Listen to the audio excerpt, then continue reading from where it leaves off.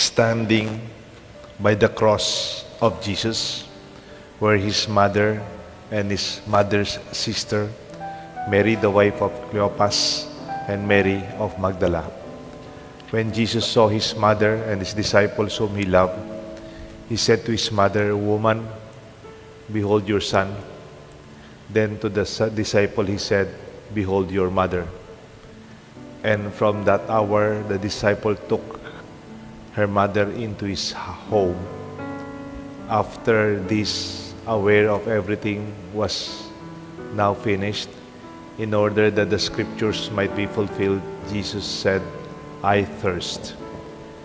There was a vessel filled with common wine, so they put a sponge soaked in wine in a springe of hyssop and put it up to his mouth.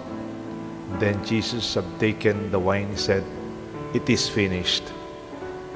And bowing his head, he handed over the Spirit. Now, since it was preparation day, in order that the bodies might not remain on the cross on the Sabbath, for the Sabbath day of that week was a solemn one, the Jews asked Pilate that their legs be broken and they be taken away. So the soldiers came and broke the legs of the first and then the other one who were crucified with Jesus. But when they came to Jesus and saw that he was already dead, they did not break his legs. But one soldier thrust his lance into his side, and immediately blood and water flowed out. The Gospel of the Lord. Praise to you, Lord Jesus Christ.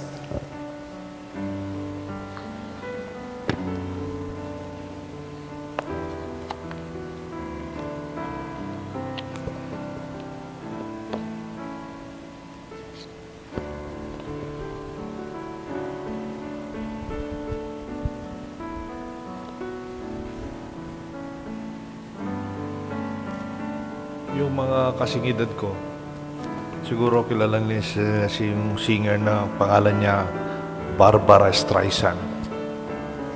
Huwag po kayo mag-alala, di tayo kakanta. Pero sabi nung isang kanta niya, title, "Some Good Things Never Last." But actually, the only good thing I would like to say, it's only the good thing that would really last. This is the testimony of our faith. Sa palagay ko, masama ang loob ni Barbara Streisand. Kinanta niya to. O kaya yung nag-compose, baka galing sa broken relationship.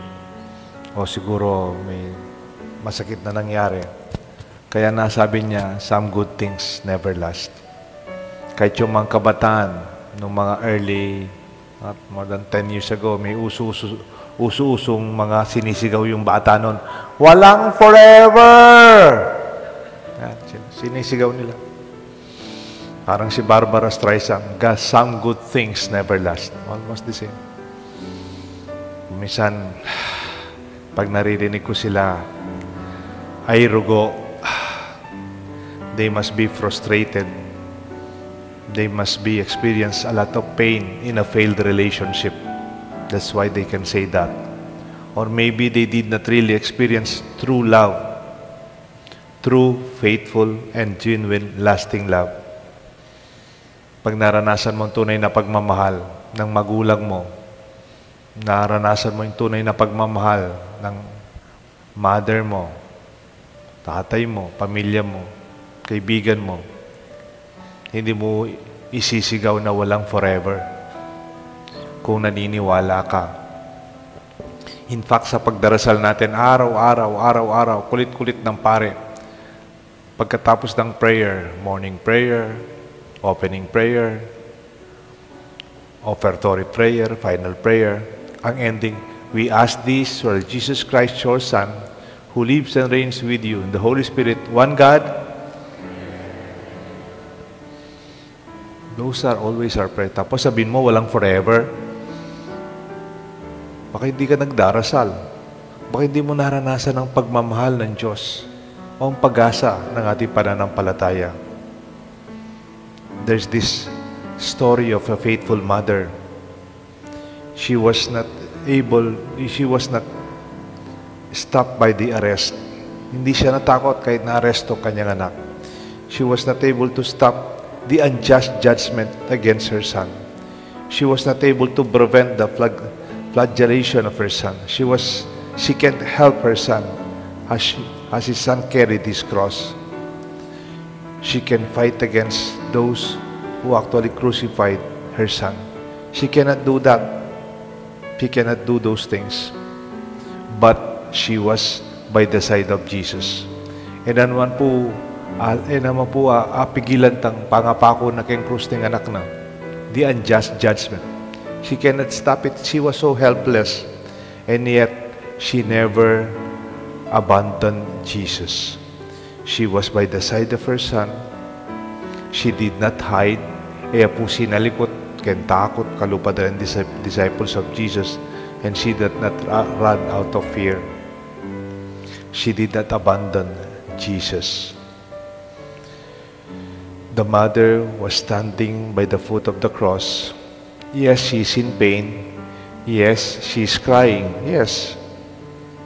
In sorrow, yes. Manangis siya po. Yes, in anguish, yes. But she remained. She stayed and stood by the cross of the Christ. Menindigan niya po. Makatalakad niya. May lalakaran niya. That is her faith. It is strong. Hanggang kikyak pero atyo. Hanggang manangis siya. Enelikwan ni Jesus.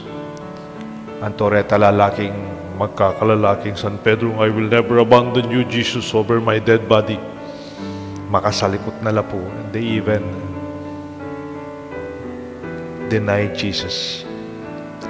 I will remain. Ano po siguro yung Wilhelm de la Rosa. Kanita po nga na ako seminarista, I do not understand Sabbath matter. Kanita po makipaprosesyon ko kayong Santa Rita, ang po paging Betis, ang po ang Guagua. At ila pong tradisyon ken, makabayo din lang. Potang Biyernes Santo. Yung title ng music, Stabat Mater. Makakiramdam, something na. Potang 7 last words, Stabat Mater. Ano yung Stabat Mater? No, lately I realized the Latin title of the song, hymn, referred to Mary standing faithfully at the foot of the cross. Stabat Mater means mother standing. Everything will pass away, but my words will not pass away, nga ng Jesus. You do not leave. Why you did not leave? I decided to stay. Nga na po siguro. Dakalikwan, may natili ko. Because true love remains. And that remains forever. Baka na yung kahit kakatang bisata ng sumuko, bisata ng gumibap, bisata ng tuknang. Let the feast we celebrate today, Mother of the Church, I will remain. Nung MacArthur, may nga ako, I shall return nga na. Mama Mary, sabi na, I will remain. Stabat Mater, a mother standing. Nganapin pong Saint Mother Teresa, I do not pray that you will be successful. I pray that you will be faithful. Pwede kang matagumpe, nung naman faithful kay ng asawa mo, kanino ka muli. Pero potang faithful ka. When I say faithful, you remain. You do not abandon. You do not give up. Then, other forms of success will follow. Material, joy, faithfulness, peace, happiness in our homes and our personal life. Let this be our prayer. Let this be a reflection for our Sunday. May we remain. The Father, the Son, and the Holy Spirit.